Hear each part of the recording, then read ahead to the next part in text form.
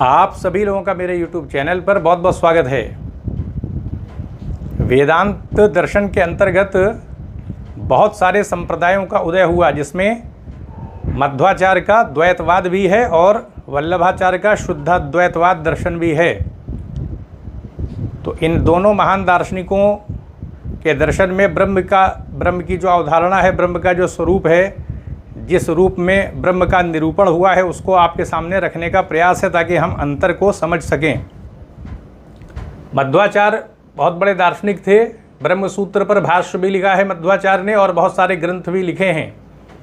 मध्वाचार्य भेदवादी दार्शनिक है, 5 प्रकार के भेद को स्वीकार करते हैं। मध्वाचार्य द्वैतवादी दार्शनिक हैं। शंकराचार्य अद्वैतवाद के समर्थक थे, जिसमें एकमात्र ब्रह्म की सत्ता है, जबकि मध्वाचार्य द्वैतवादी दार्शनिक हैं। जीव को भी हमेशा से मानते हैं, प्रकृति को भी हमेशा से मानते हैं, यानी प्रकृति यानी जड़ पदार्थ की सत्ता, क्योंकि ये जगत जो हमको दिखाई पड़ रहा है, इसमें विभिन्न प्रकार के जड़ पदार्थ दिखाई पड़ते हैं। तो 3 प्रकार की सत्ता को स्वीकृत करते हैं, लेकिन ईश्वर को स्वतंत्र तत्व के तौर पर स्वीकार कर लेते हैं मध्वाचार्य, और जीव और प्रकृति को अस्वतंत्र तत्व के तौर पर स्वीकार करते हैं। तो ऐसे में 2 प्रकार की सत्ता हो जाती है, यानी स्वतंत्र तत्व के तौर पर ईश्वर की सत्ता है और जीव और प्रकृति अपनी सत्ता के लिए किसी न किसी रूप में ईश्वर पर आश्रित भी हो जाते हैं। लेकिन क्योंकि जीव का अपना गुणधर्म होता है, ईश्वर के अपने गुणधर्म होते हैं, तो ईश्वर की सत्ता जीव से अलग होती है। गुणधर्म के मामले में ईश्वर का आनंद असीमित होता है, जीव का ज्ञान और आनंद सीमित रूप में होता है। तो कहा जा सकता है कि भेद, क्योंकि 5 प्रकार के भेद माने हैं। ईश्वर का जीव से भेद होता है, ईश्वर का जड़ से भेद होता है, जीव का जीव से भेद होता है, जीव का जड़ से भेद होता है, जड़ का जड़ से भेद होता है। कहने का अर्थ है कि जीव का जड़ से भेद है। भेद का मतलब है कि जीव के गुणधर्म और प्रकृति के गुणधर्म अलग अलग होते हैं। तो भेदवादी दार्शनिक हैं और किसी न किसी रूप में अभेद को भी स्वीकार करते हैं, क्योंकि जीव और प्रकृति अपनी सत्ता के लिए किसी न किसी रूप में ईश्वर पर आश्रित होते हैं। तो ये मध्वाचार्य का द्वैतवादी दर्शन है, जिसके अंतर्गत अगर हम देखें तो जगत के निर्माण की जहाँ तक बात आती है, तो ईश्वर ही सृष्टिकर्ता होता है, वही पालनकर्ता भी है और वही नियंता भी है, वही विनाशकर्ता भी है। तो इस रूप में अगर देखें तो ईश्वर निमित्त कारण के तौर पर ही स्वीकृत हो पाएगा मध्वाचार्य के दर्शन में। कैसे स्वीकृत हो पाएगा? क्योंकि प्रकृति की सत्ता तो पहले से ही है, अनादि है, शाश्वत सत्ता है, हमेशा से है। जीव भी अनादि है, शाश्वत हमेशा से है। ईश्वर की सत्ता भी हमेशा से है। तो शंकराचार्य के दर्शन से तो भेद दिखाते हैं मध्वाचार्य, क्योंकि शंकराचार्य एकमात्र ब्रह्म की सत्ता को स्वीकार करते हैं, जबकि यहाँ पर तो 3 प्रकार की सत्ताएं हैं। द्वैतवादी दर्शन है, लेकिन 3 रूपों में तो हमें शक्तियाँ दिखाई पड़ रही हैं। तो इस आधार पर कहा जाता है कि ईश्वर ही निमित्त कारण ही हो पाएगा, उपादान कारण प्रकृति हो पाएगी। लेकिन शंकराचार्य के दर्शन में देखें तो शंकराचार्य के दर्शन में ईश्वर ही निमित्त कारण भी हो जाता है और ईश्वर ही उपादान कारण भी होता है। ईश्वर कैसे होता है? क्योंकि परब्रह्म की जो सत्ता होती है वो अपरिवर्तनशील है, कोई क्रिया नहीं की जाती। तो परब्रह्म के द्वारा अपर ब्रह्म यानी ईश्वर की अभिव्यक्ति की जाती है, फिर ईश्वर के द्वारा माया शक्ति का उपयोग किया जाता है। तो ऐसे में माया शक्ति जो है जड़ होती है और ब्रह्म की क्या होती है? उपाधि होती है। तो वो ईश्वर को ही अन्य अन्य रूपों में प्रकट कर देती है। तो ऐसे में सृष्टि शंकराचार्य के दर्शन में प्रातीतिक हो जाएगी, विवर्त रूप हो जाएगी, वास्तविकता नहीं रहेगी। जगत जो हमको दिखाई पड़ रहा है यह व्यवहारिक दृष्टि से ही सत्य हो पाएगा और पारमार्थिक दृष्टि से एकमात्र ब्रह्म की सत्ता होगी। तो इस आधार पर कह सकते हैं कि शंकराचार्य के दर्शन में अगर देखा जाए तो तात्विक परिवर्तन नहीं है जगत। जगत जैसे दूध से दही बनती है उस रूप में जगत नहीं बना है, तात्विक परिवर्तन नहीं है, बल्कि आभासिक है, विवर्त रूप में है। क्योंकि माया शक्ति ईश्वर को ही अन्य रूपों में प्रतीत कराती है। तो विवर्त रूप में जैसे स्वप्न हम देखते हैं। तो इस आधार पर कहा जा सकता है कि बहुत बड़ा अंतर आ जाता है, क्योंकि मध्वाचार्य के दर्शन में प्रकृति की सत्ता हमेशा से होती है। ऐसे में ईश्वर के द्वारा प्रकृति का उपयोग करके जगत जो बनाया जाता है तो जगत वास्तविक हो जाता है, कहने का अर्थ ये है। जबकि शंकराचार्य के दर्शन में जगत व्यवहारिक हो जाता है। तो ये अंतर आ जा रहा है, वहाँ वास्तविकता है, यहाँ केवल व्यवहारिक, यानी शंकराचार्य के दर्शन में व्यवहारिक दृष्टि से सत्य हो पाता है जगत, जबकि मध्वाचार्य उसको वास्तविक बता देते हैं। यानी जो पर्वत हम देख रहे हैं वो वास्तविक है, वो विवर्त या आभास नहीं है। जो जल हमको दिखाई पड़ रहा है, नदी दिखाई पड़ रही है, जो भौतिक पदार्थ दिखाई पड़ रहे हैं वो वास्तविक हैं, वो आभास स्वप्न की तरह नहीं है। तो ये बहुत बड़ा अंतर हो जाता है मध्वाचार्य के दर्शन में, क्योंकि मध्वाचार्य जीव और जगत को, यानी जीव को और प्रकृति की सत्ता को हमेशा से मानते हैं। हमेशा से 3 प्रकार की सत्ताओं की स्थिति रहती है। कहने का अर्थ है कि अनादि ये 3 प्रकार की सत्ताएं हैं। लेकिन हाँ, गुणधर्म की दृष्टि से विचार किया जाए तो ईश्वर की जो शक्ति होती है वो जीव से भी और प्रकृति से अलग होती है। तो ये हमने देख लिया कि ईश्वर स्वतंत्र तत्व के तौर पर स्वीकृत है, जीव और प्रकृति को परतंत्र अस्वतंत्र तत्व के तौर पर माना है। 5 प्रकार के भेद भी मध्वाचार्य स्वीकार करते हैं, क्योंकि भेदवादी दार्शनिक है लेकिन कहीं न कहीं अभेद को भी स्वीकार करते हैं। तो अब हम देखें, थोड़ा सा ईश्वर के बारे में देख लेते हैं। तो मध्वाचार्य बताते हैं कि जो ईश्वर की सत्ता है वो सत है, यानी सत सत्ता के तौर पे हमेशा से ईश्वर की सत्ता है। चिद सत्ता है, सच्चिदानंद सत्ता है, यानी आनंद युक्त सत्ता माना है। तो यानी शंकराचार्य के दर्शन से कोई इस स्तर पर भेद नहीं है, क्योंकि शंकराचार्य ने भी सच्चिदानंद सत्ता के तौर पर ब्रह्म को, ईश्वर को स्वीकार किया है। तो मध्वाचार्य भी उसको स्वीकार करते हैं। लेकिन बस वही है कि शंकराचार्य के दर्शन में अभिन्न निमित्तोपादान कारण की बात आती है कि ईश्वर ही निमित्त कारण भी हो जाता है, वही उपादान कारण भी है, क्योंकि माया के माध्यम से ईश्वर को ही अन्य अन्य रूपों में देखा जाता है, तो ईश्वर ही उपादान बन जाता है। जैसे मिट्टी से घड़ा बनता है तो उपादान मिट्टी हो गई, तो माया ईश्वर को ही अन्य अन्य रूपों में दिखा देती है और ईश्वरी शक्ति का उपयोग करता है, तो वही निमित्त कारण भी हो जाता है। लेकिन मध्वाचार्य के दर्शन में ऐसा नहीं है, ईश्वर सिर्फ निमित्त कारण हो पाता है, उपादान कारण प्रकृति रहती है। तो बता दिया कि सच्चिदानंद सत्ता के तौर पर ही स्वीकृत है। फिर बताया कि निर्गुण नहीं है ईश्वर की सत्ता, यानी निर्गुण का मतलब ये है कि निर्गुण नहीं है। पहले इसको समझ लें, प्रकृति की दृष्टि से प्रकृति के गुणधर्म, क्योंकि भेद को स्वीकार किया है, प्रकृति के जो गुणधर्म है वो ईश्वर के गुणधर्म से अलग हैं, तो इस रूप में प्रकृति का कोई भी गुणधर्म ईश्वर पर आरोपित नहीं किया जा सकता। इस आधार पर निर्गुण की बात आती है श्रुतियों के अंदर। वैसे ईश्वर की सत्ता कोई निर्गुण नहीं है। निर्गुण इस आधार पर बताया जाता है कि प्रकृति क्योंकि भेद को स्वीकार किया है 5 प्रकार का, तो ईश्वर का प्रकृति से भेद होता है। तो भेद किस आधार पर होगा? गुणधर्म के आधार पर होगा। तो ईश्वर के जो गुणधर्म है और जो प्रकृति के गुणधर्म है उसमें समानता नहीं है। प्रकृति के गुणधर्म को आरोपित नहीं किया जा सकता ईश्वर के गुणधर्म के ऊपर। इस आधार पर निर्गुण कह दिया जाता है ईश्वर को, तो ये निर्गुण नहीं है वो। फिर अनंत सत्ता है ईश्वर की, ज्ञान, बल, शक्ति, ऐश्वर्य, वीर, यश, ये 6 प्रकार के गुण जो हैं स्वीकार किए गए हैं ईश्वर की सत्ता में। ईश्वर की सत्ता में अनंत ज्ञान होता है, अनंत बल है, अनंत शक्ति, अनंत ऐश्वर्य, अनंत वीर, अनंत यश, ये मध्वाचार्य अपने दर्शन में बताते हैं। फिर ईश्वर की सत्ता को किस रूप में बताते हैं? वो निमित्त कारण के तौर पर बता देते हैं। फिर अंतर्यामी भी बताते हैं, यानी ईश्वर की सत्ता हमारे अंतःकरण में ही है, क्योंकि वो सृष्टि में व्याप्त भी है, अंतर्यामी भी है, व्यापक सत्ता है वो, तो वो परे भी रहता है लेकिन सृष्टि में भी व्याप्त रहता है, तो जीवों में भी तो व्याप्त रहेगा।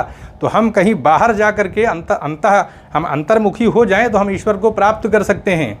भक्ति और ज्ञान के माध्यम से, कहने में भक्ति करनी पड़ेगी, हम ईश्वर को प्राप्त कर लेंगे। तो कहने का हमें कहीं बाहर नहीं जाना है, ईश्वर की सत्ता हमसे अलग नहीं है। तो निमित्त कारण भी है, वो सृष्टि को बना देता है, लेकिन सृष्टिकर्ता, पालनकर्ता, नियंता, विनाशकर्ता सब वही है। तो वो सृष्टि के अंदर व्याप्त भी रहता है, उनसे परे भी रहता है। नियंता है, सर्वज्ञ है, सब कुछ जानता है। सर्वज्ञ का मतलब है कि हर चीज़ को जानता है। प्राणियों के अंदर चेतना में जिस प्रकार के भाव चल रहे होते हैं, हम जो दुख उठा रहे होते हैं, जिस प्रकार की हमारी मानसिक अवस्था होती है, हर समय परिवर्तनशीलता का गुण हमारे मन के अंदर जो चलता रहता है, सब वो जानता है, हर समय जानने वाला है। वो चाहे तो परिवर्तित कर दे, क्योंकि सृष्टि करता है वो अपने संकल्प से प्रकृति का उपयोग करके जैसी चाहता है वैसे ही सृष्टि कर देता है वो, क्योंकि उपादान कारण के तौर पर ही है प्रकृति बस वो। बाकी वो बनाता, ये सारे स्वरूप, पर्वत और चंद्रमा, सूर्य जो हम देख रहे हैं, वो सब उसने ही सबको आकार दिया, सबको बनाया है। यानी हम कह सकते हैं कि आकार युक्त सत्ता जो संसार में दिखाई पड़ रही है, तो वो आकार प्रकृति के माध्यम से निर्मित नहीं है, बल्कि उसको ईश्वर के माध्यम से रूप दिया गया है, सबकी शक्ल आकार दिया गया। हमारे अंगों की व्यवस्था कि हमारे नाक कहाँ होगी, आँख कहाँ होगा, कान कहाँ होगी, ये पूरी जो शरीर की व्यवस्था बनाई है ये उसी ने बनाई है। ये कहने का अर्थ ये है, तो इस आधार पर वो सर्वज्ञ है, सर्वज्ञ सब कुछ जानने वाला है वो। और मानी बात है कि जो सब कुछ जानेगा वो सर्वशक्तिमान तो होगा ही, उसकी शक्ति की कोई तुलना नहीं है जीव से या प्रकृति से। तो इस आधार पर उसके अंदर पूर्णता है, पूर्ण है, वो सनातन है, हमेशा से रहता है, अति सूक्ष्म है, वो प्रकृति से भी सूक्ष्म होता है। कहने का अर्थ ये है कि अति सूक्ष्म है, वो अविनाशी है, कभी मिटता नहीं है, सारे प्राणियों में उसका निवास है। इस आधार पर सारे प्राणियों में उसका निवास है। जैसे हम घर के अंदर रहते हैं, तो वो हमारे स्वरूप के अंदर, हमारे इस शरीर के अंदर उसकी भी सत्ता है, वो हमसे दूर नहीं है। कहने का अर्थ ये है, इस रूप में मध्वाचार्य स्वीकार करते हैं। फिर देखें, बता रहे हैं कि प्राणियों के क्रियाकलापों को प्रेरित करता है, क्योंकि वो शरीर में है, उसकी व्याप्ति हर जगह है, तो वही गति प्रदान करता है, वही क्रिया करने की इच्छा शक्ति हमारे अंदर पैदा करता है। हमारे अंदर विभिन्न प्रकार के कार्य करने की जो भावना आती है, किसी को धन देना है, किसी को दान करना है, किसी की मदद करनी है, जो भी विचार आते हैं मन के अंदर पैदा करता है, वो क्रिया हमारे अंदर पैदा करता है, तब हम कोई क्रिया कर पाते हैं, क्योंकि वो बहुत शक्तिशाली है। ज्ञान गम्य है, वो ज्ञान से प्राप्त होगा। यानी अगर हम ज्ञान प्राप्त कर रहे हैं, विविधता, जितना विविध ज्ञान प्राप्त करेंगे उतना ज़्यादा हम सक्षम होते चले जाएंगे। और अगर हम ज्ञान के मामले में संकुचित हैं, सीमित ज्ञान प्राप्त कर रहे हैं, तो उसी प्रकार की हमारी मानसिक स्थिति भी निर्मित होगी। तो इस आधार पर कहा जा सकता है कि हमें व्यापक ज्ञान के स्तर पर जाना चाहिए। तो ज्ञान गम्य है, ज्ञान से उसको प्राप्त किया जा सकता है, साधना से भी प्राप्त है। वो वेदों का प्रकाशक है, वो यानी ईश्वर ही है। सब कुछ वही नहीं है, सब कुछ वही नहीं है, ऐसा क्यों कहा गया? क्योंकि उसके गुणधर्म प्रकृति से, जीव से अलग होते हैं। जीव की तो सत्ता है, तो जीव की भी अनादि सत्ता है और प्रकृति की भी अनादि रूप से हमेशा सत्ता है। तो तीन प्रकार की सत्ता तो हमेशा से है। बस अंतर ये होता है कि जीव और प्रकृति कहीं ना कहीं आश्रित हो जाते हैं। तो ये बात दिखाई पड़ती है, सब कुछ वही नहीं है, बल्कि और भी सत्ताएं हैं। जीवों की सत्ता भी और प्रकृति भी है। निरव्यय है वो, शरीर इंद्रियों से रहित है। शरीर नहीं ईश्वर का, वही इंद्रियों से रहित है वो। फिर बता रहे हैं मध्वाचार्य कि सभी जीवों और प्रकृति में व्याप्त और परे भी है। बताया ना कि वो पूरी सृष्टि में व्याप्त भी है और उससे परे भी है, उसकी सत्ता है। ये जो प्रकृति है, ये जो माया जो दिखाई पड़ रही है प्रकृति को, बताया उसका स्वरूप है। ये शंकराचार्य से अंतर आ जाता है। शंकराचार्य माया को उपाधि बता देते हैं, उसका नित्य अंश नहीं घोषित करते हैं। ब्रह्म के स्वरूप का नित्य अंश नहीं है माया, बल्कि उपाधि रूप है, त्यागा जा सकता है, एक शक्ति है उसकी। लेकिन यहाँ मध्वाचार्य जो है वो प्रकृति को, यानी इसको माया भी कहा जाता है, उसका स्वरूप है, संकल्प शक्ति है वो, और इसी का प्रयोग करके वो जगत को बना देता है। कहने का अर्थ ये है प्रकाश युक्त सत्ता है ईश्वर की, प्रकृति का आधार है ब्रह्म की। यानी ईश्वर की सत्ता प्रकाश युक्त है, प्रकृति का आधार है, क्योंकि प्रकृति में व्याप्त है सारी क्रियाशीलता। जितनी भी चेतना, वृक्षों के अंदर ऊपर उठने की प्रवृत्ति जो दिखाई पड़ती है, उनका विकास होता है। वनस्पतियों का, जीवों के अंदर विभिन्न प्रकार की क्रियाशीलता दिखाई पड़ती है। सबको शक्ति देने का काम कौन करता है? तो इसीलिए तो प्रकृति का आधार है वो, तो प्रकाश स्वरूप है।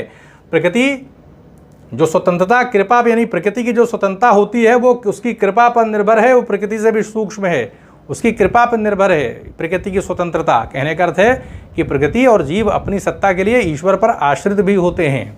आश्रय का भी सिद्धांत दिया है मध्वाचार्य ने।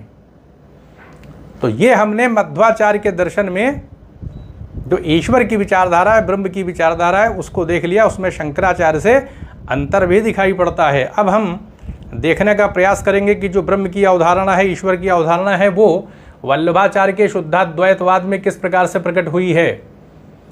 वल्लभाचार्य के दर्शन में आप देखेंगे तो जीव और प्रकृति, जीव ब्रह्म की ही अभिव्यक्ति हैं, प्रकृति भी ब्रह्म से अलग नहीं है। सत्ता सिर्फ एकमात्र ब्रह्म की है शुद्ध रूप से, और बाकी जो प्रकार की, दो प्रकार की सत्ताएं दिखाई पड़ रही हैं, जीव और जगत, ये इनकी सत्ता ईश्वर से, ब्रह्म से अलग नहीं है। इस आधार पर बहुत बड़ा अंतर आ जा रहा है मध्वाचार्य के दर्शन से वल्लभाचार्य का। वो द्वैतवाद के समर्थक हैं, ये शुद्ध रूप से अद्वैतवाद के हैं। बताते हैं ईश्वर कैसे है, सगुण रूप होता है, वो सविशेष होता है, सच्चिद आनंद स्वरूप है। तो शंकराचार्य भी सच्चिदानंद मानते हैं, मध्वाचार्य भी मानते हैं और वल्लभाचार्य भी मान रहे हैं। वह स्वयं जगत है, कहने का अर्थ है, क्योंकि प्रकृति जगत से अलग नहीं, जगत की अभिव्यक्ति है। वह स्वयं जगत के रूप में प्रकट हो जाता है और जीवों को भी वो प्रकट कर देता है अपने अंदर से। जीव ब्रह्म से अलग नहीं है, और वो क्योंकि स्वयं ब्रह्म है, तो इस आधार पर जगत वास्तविक हो जाएगा, व्यवहारिक नहीं है। तो ऐसे में वल्लभाचार्य जो है वो मध्वाचार्य से समान रूप में हो जाते हैं, समान रूप से हो जाते हैं। कहने का अर्थ है कि व्यवहारिक दृष्टि जो शंकराचार्य ने बताया है कि व्यवहारिक रूप से आभासी के विवर्त है, जगत वास्तविक नहीं है, तो मध्वाचार्य के हिसाब से जगत वास्तविक हो जाता है, क्योंकि प्रकृति की अपनी एक स्वतंत्र सत्ता है। हालांकि वो आश्रित है, लेकिन है तो हमेशा से, अनादि से, और वो स्वयं जगत है, तो इस आधार पर जगत वास्तविक हो जाएगा। तो वल्लभाचार्य के हिसाब से देखें तो जगत वास्तविक है, तो शंकराचार्य के हिसाब से व्यवहारिक होगा, जबकि मध्वाचार्य और वल्लभाचार्य के हिसाब से वास्तविक जगत हो जाएगा। अंतर सिर्फ इतना है कि मध्वाचार्य के द्वैतवाद में प्रकृति की स्वतंत्र सत्ता है, तो ऐसे में प्रकृति उपादान कारण बन जाती है और ईश्वर की सत्ता निमित्त कारण के तौर पर हो जाती है। जबकि वल्लभाचार्य के हिसाब से देखें तो प्रकृति की सत्ता ही नहीं है, वो तो स्वयं एकमात्र ब्रह्म की सत्ता है, बस ब्रह्म ही अपने को प्रकृति के तौर पर जगत के तौर में प्रकट कर देता है। तो ऐसे में जगत वास्तविक हो जाएगा। कहने का अर्थ है जगत वास्तविक हो जाएगा तो हमारे अंदर भी उसकी व्याप्ति होगी। कहने का अर्थ है कि उसकी सत्ता उससे परे भी होगी। तो इस आधार पर देखें वह स्वयं जगत है, प्रकृति जो है उसकी शक्ति है। कहने का अर्थ है आत्मा उसी, यानी जो आत्मा है जीव की सत्ता है वो उसी से निकले हैं, ये बताने का प्रयास कर रहे हैं। तो लोप कर देते हैं, कहने का अर्थ ये है। मध्वाचार्य के दर्शन से वल्लभाचार्य के दर्शन में आते हैं तो न तो जीव की कोई सत्ता मिल पाती है अलग से और न ही प्रकृति की, तो ये अंतर आ जाता है बहुत बड़ा। बताते हैं विश्व और आत्मा ब्रह्म है, ब्रह्म से अलग नहीं है। ईश्वर ही ज्ञाता है, वही करता है, वही भोगता है, अशरीरी है, शरीर नहीं है वो। जीव ब्रह्म का रूप है जिसमें उसका आनंद तिरोहित है। यानी जीव जो है जब ब्रह्म में, यानी जीव के अंदर आनंद तिरोहित हो जाता है जो कि ब्रह्म के अंदर होता है, तो इस आधार पर कहा जाता है कि जीव ब्रह्म का रूप है जिसमें उसका आनंद तिरोहित है। यानी जीव के अंदर आनंद नहीं होगा, और जब आनंद तिरोहित हो जाता है जीव की सत्ता प्रकट हो जाती है। कहने का अर्थ ये है। अब बता रहे हैं कि सत्ता, चेतना और आनंद, इसके बारे में बता रहे हैं वल्लभाचार्य का पूर्ण रूप ब्रह्म में प्रस्फुटित हो जाता है। यानी सत्ता, चेतना और आनंद, क्योंकि सत्ता की अगर बात करेंगे तो प्रकृति भी एक प्रकार की सत्ता ही तो है, शक्ति तो ही है, लेकिन मानी सी बात है कि जो उसका प्रकटीकरण होगा प्रकृति का, यानी ब्रह्म ही जब प्रकृति के तौर पर जगत के रूप में प्रकट हो जाएगा तो उसमें कहीं ना कहीं शक्ति में सीमितता आएगी। ब्रह्म की सत्ता तो पूर्ण है तो, लेकिन प्रकृति में वो पूर्णता नहीं होगी। कहने का अर्थ ये है कि उसमें किसी न किसी रूप में, जैसे आनंद जब तिरोहित हो जाता है तो जीव जो है वो प्रकट हो जाता है, जीव में वो आनंद की सत्ता वैसी नहीं रहती है। तो हम सत्ता ले लें, चेतना ले लें, आनंद ले लें, इसका पूर्ण रूप तो ईश्वर में दिखाई पड़ेगा। लेकिन अगर सत्ता के तौर पे देखें तो प्रकृति में प्रकट हो जाता है ब्रह्म, और चेतना में देखें तो वही ब्रह्म की चेतना जो जीवों में प्रकट हो जाती है, उसका आनंद लोप हो जाता है, जीव प्रकट हो जाते हैं। तो इसी तरीके से अगर देखें तो सत्ता के भिन्न भिन्न स्तर जो हैं वो आपको वल्लभाचार्य के दर्शन में दिखाई पड़ेंगे, और अलग अलग प्रकार के इसलिए कि वो प्रकटीकरण के संदर्भ में है। बस जब वो प्रकट करता है तो फिर उसका कुछ ना कुछ उसमें पूर्णता में कमी रहती है, क्योंकि पूर्ण रूप से सत्ता का रूप में देखेंगे तो ईश्वर में ही है। लेकिन अब जो ये प्रकृति दिखाई पड़ रही है इसमें ईश्वर की पूर्णता नहीं है। कहने का अर्थ ये है उसने अभिव्यक्त किया है अपने को, लेकिन सारी पूर्णता चाहे सत्ता की, चेतना की, आनंद की हो, ये सब उसमें पूर्णता ब्रह्म में ही दिखाई पड़ेगी। लेकिन जब वो अलग अलग स्तर प्रकट कर देता है, अपने को जीव के रूप में भी प्रकट कर देता है, अपने को जगत के रूप में भी प्रकट कर देता है, तो अब 3 प्रकार की सत्ता हो गई। तो इस आधार पर कहा जाता है कि कहीं ना कहीं पूर्णता सिर्फ ईश्वर में रहती है। तो ईश्वर का आंशिक तिरोभाव जो है हो जाता है, इसका इस रूप में स्वीकार कर लेते हैं। कहीं ना कहीं आंशिक तिरोभाव, उसमें कुछ ना कुछ कमी, पतन की अवस्था, कुछ कमी जो है वो दिखाई पड़ेगी, तभी तो जीव और जगत में का प्रकटीकरण होगा, तिरोभाव होगा। तो अविकृत परिणामवाद को स्वीकार करते हैं। विकार नहीं होता है, जीव प्रकट तो होता है, यानी ईश्वर के द्वारा जीव को प्रकट तो किया जाता है, लेकिन कोई विकार नहीं होता है ईश्वर के अंदर। और ईश्वर के द्वारा प्रकृति को भी प्रकट किया जाता है, लेकिन कोई विकार नहीं होता है। परिणामवाद तो होगा ही, भाई नतीजा तो निकल ही रहा है, ईश्वर से ही जीव भी प्रकट हो रहे हैं, ईश्वर से ही प्रकृति भी उत्पन्न हो रही है। तो ऐसे में परिणाम तो पैदा हो रहा है, लेकिन ये परिणाम कैसा है? अविकृत है, किसी प्रकार का विकार स्वीकार नहीं किया है। तो पूर्णता सिर्फ ईश्वर में रहती है। तो ईश्वर का आंशिक तिरोभाव जब होता है तो जीव और जगत की क्या हो जाती है? उपस्थिति दिखाई पड़ती है। जीव जगत में ये ईश्वर का ही रूप दिखाई पड़ने लगता है। तो परिणामवाद तो होगा, लेकिन अविकृत है, किसी प्रकार का विकार नहीं आता है। तो ये हमने ये देखा कि किस प्रकार से शंकराचार्य में जो ब्रह्म की अवधारणा है वो किस रूप में प्रकट हुई है, मध्वाचार्य के द्वैतवाद में क्या स्थिति है और वल्लभाचार्य के दर्शन में क्या स्थिति है। तो ये अंतर कहीं ना कहीं दिखाई पड़ता है। तो यहीं पर अनुमति दें, चैनल को सब्सक्राइब भी करें, शेयर भी करें। आप सभी लोगों का बहुत बहुत धन्यवाद।